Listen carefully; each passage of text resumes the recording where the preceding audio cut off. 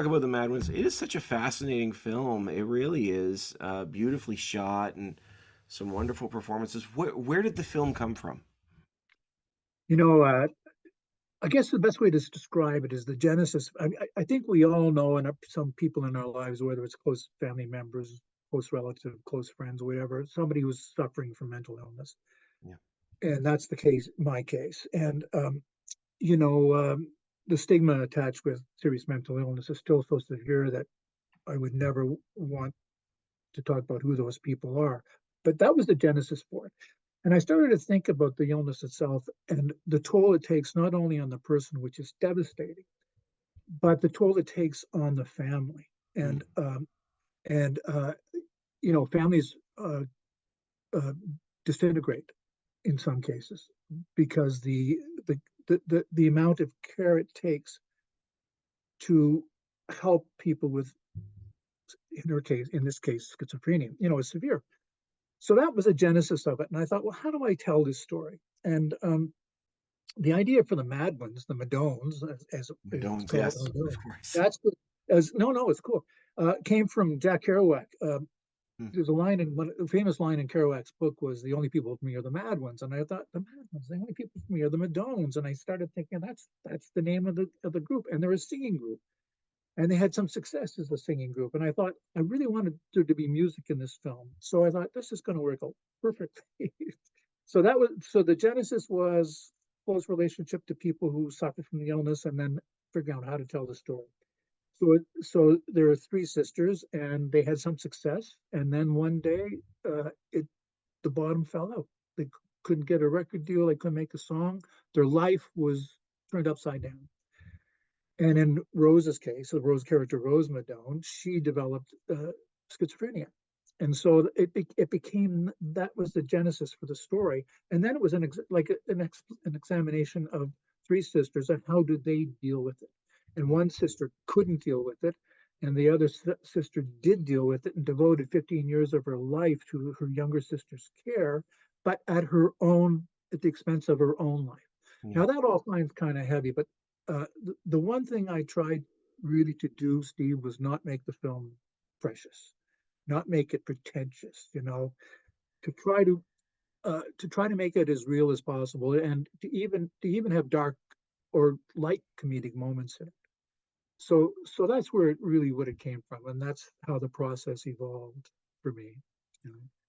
Yeah, and I love how real it feels in so Thank many you. ways. Like you said, the relationships of the families, like with the emphasis primarily on no who was the sister that stayed, not Rosa, Yeah, well, Stella. The, Stella. Stella's yeah, she's the sister that stayed behind. Yeah. Yeah, You know, and the other sister, the oldest sister, Gladys, who's played by Lenore Zann, she's the one who just can't, you know, can't deal with it. yeah, and she can't deal with it, and she wants to have her own life, Yeah. and and I think that's what happens in sometimes in cases with people, families who, it's you've got to dedicate yourself to the sick person, and that's a lifelong dedication because let's face it, there's no cure for that illness. So, and for a person who's untreated, well, you've seen, you live out in Toronto, in the Toronto area, you just go downtown and you see them, the ones who are untreated, whose families can't take care of them anymore. Yeah. So yeah, and I think it is real, and I appreciate hearing that comment. Is this, I was wondering about this. Is this the idea behind shooting most of it in black and white? Because it really sort of sets up that tension of just the world is a shade of gray. But I was wondering what your thoughts were on why you made that decision. Yeah. Well, I love black and white, and I'm a sucker for it. And all my favorite films are shot in black and white, um, from Two-Lane Blacktop to Stranger Than Paradise to the very original Trailer Park Boys. Mm. And I thought if I to me there was never any doubt. The only doubt that I had about shooting in black and white is if any of our investors like Telefilm or Super Channel or Level Film would have an issue with it, and they didn't. They supported the creative behind it. And having Becky Parsons as my director of photographer was just uh, I couldn't believe my luck that she came on the film. and the idea for black and white color to me suggests presence, like the present. Mm, It can be very pretty. You know, you look at films that they're very pretty. Black and white creates to me an era of timelessness. mm, And that was one of the most important things for me in this film, was to create that era of timelessness, that this is not set in any particular time. This is any time, because schizophrenia has existed and will continue to exist. And nothing will change. Well, let's hope something will change. But so I love that sense of timelessness. Film like Last Picture Show, which was shot in black and white, to me conveyed that sense of timelessness. Um, so that was very important to me, and I do think that black and white creates a grittiness, a realness. You know, clearly when you're doing it, the characters aren't aware, the actors aren't aware, but that it's in black and white. But it still, it helps. And in the to me, it just created, as I say, a realness, a grittiness, and allowed for us to create a sense of this could be any time. And it was interesting because the poor wardrobe and hair and makeup departments are, I know I drove them crazy because they just wanted to get some sense from me of, well, look, what era, what do we dress these right. people in? I'm saying, well, don't dress them in any era. As long as you look at them and you say, I can't tell you when that era existed, then we're laughing. You know, it was the same for the hair and makeup. So I think the characters look. I think the only modern device in the film really is the character sorry, Maurice, the young singer played by T. Thomason. He has an iPhone or an iPod that he gives to his mom to record music on, Yeah. and that's the only uh, modern sort of device, somewhat anachronistic. But yeah, yeah. That's So interesting. I hadn't picked up on that, but you're absolutely right. They're not sitting there, sending out tweets, and they're not in old-timey vehicles either, but there's just sort of this yeah, this place out of time almost yeah, as they're yeah. trying to process through it. A place out of time is exactly what it was. And the only car I think that were really displayed in the film was Gladys as the oldest sister. She comes back to town after 15 years, and she's driving a Jag. It happened to be Lenore's own car. We got lucky on that. And it just seemed perfect for Lenore, and for that character of Gladys, because she's flamboyant. She's Honora Desmond. Now that's a name that predates both you and me, but it's from Sunset Boulevard. You know, I'm ready for my close up, Mr. DeMille. Right. And that character, and that's what that character of Gladys is. She's just big, and of course she dresses a Jag, drives a Jag, and won't tell you where she got Right. it. I want to talk about this in relation to the music as well, because the music in this film is wonderful. It's again, it taps into that timeless feel. Thank Uh, you.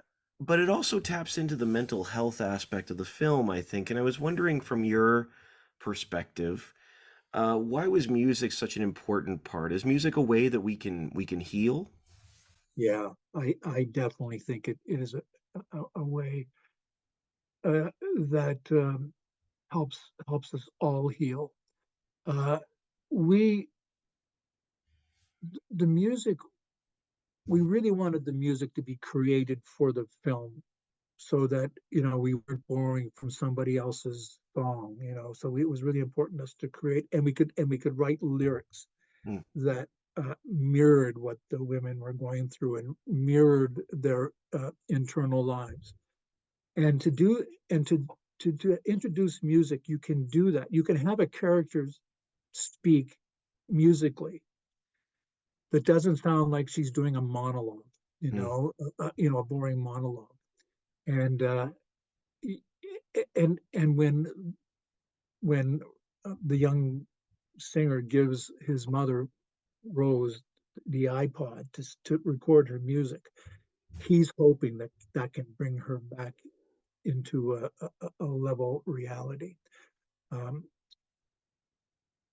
and I won't, there's parts of the movie which we don't want to do spoiler alerts on, but yeah, the music was really integral to that character, and it was such a great way to start the movie. It mm. starts with the three women singing that song from 15 years ago, and so we knew that they had music in their lives, and then the bottom dropped out, and now they're back to the real world. It's so much of a story about chasing dreams too, and the the risk inherent in chasing dreams.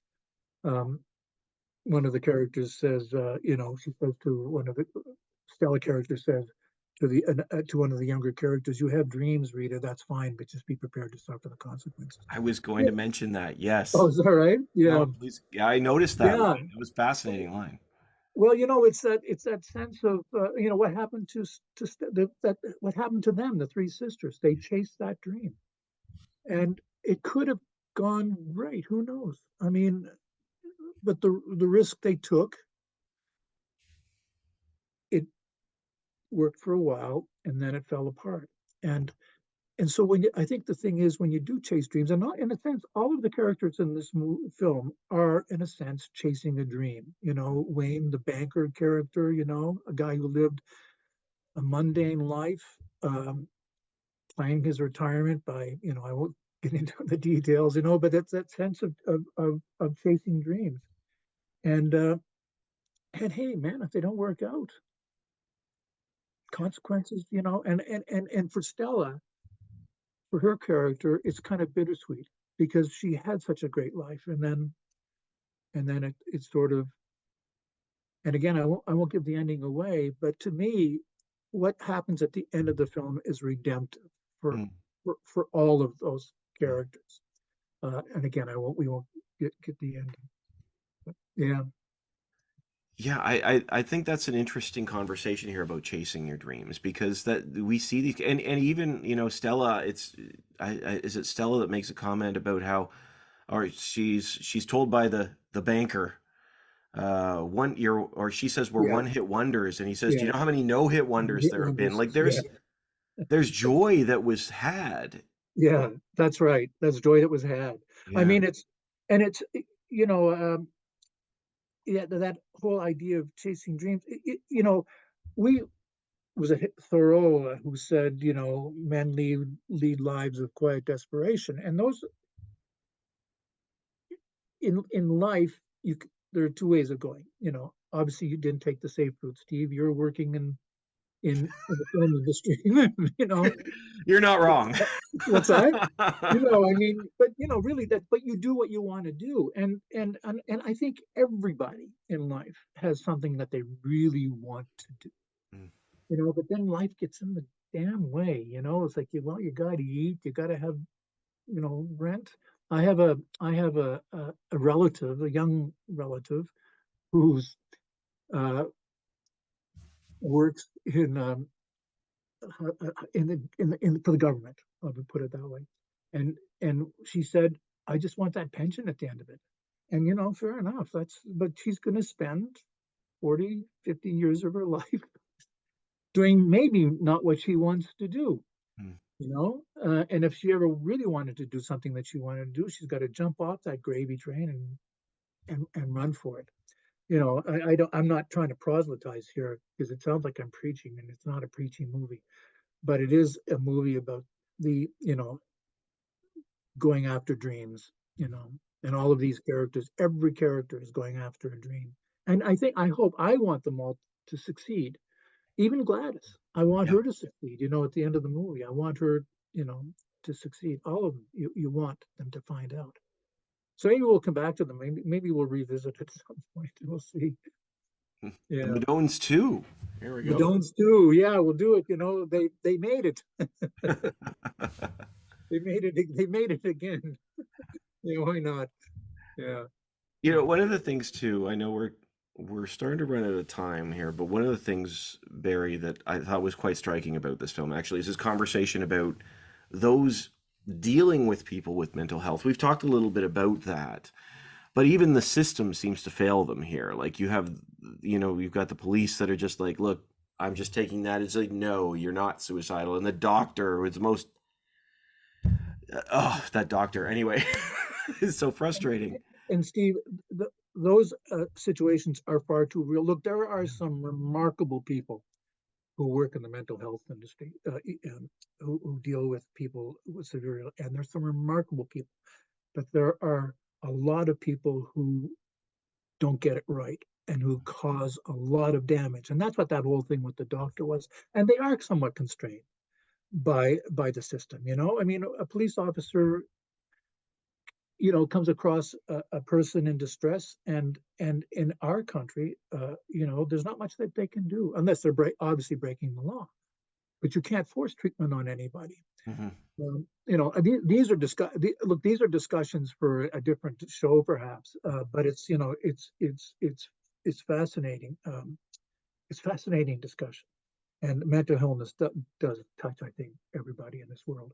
But yeah, so yeah, it's a broken system, and people like Rose, uh, who don't want to be treated, aren't treated, and that's why her sister said, "Look, you cannot stay with me unless you go back on your meds, because I I can't deal with what's going to happen to both of us."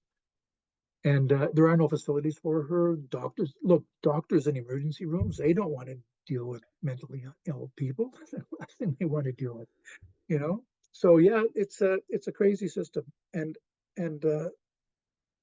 I hope some of that plays out. Yeah, and in the film, and I hope in the end that there's an emotional uh, hit. I hope at some point that we feel something for these characters. We'll see. Well, I feel like there's a great compassion for them.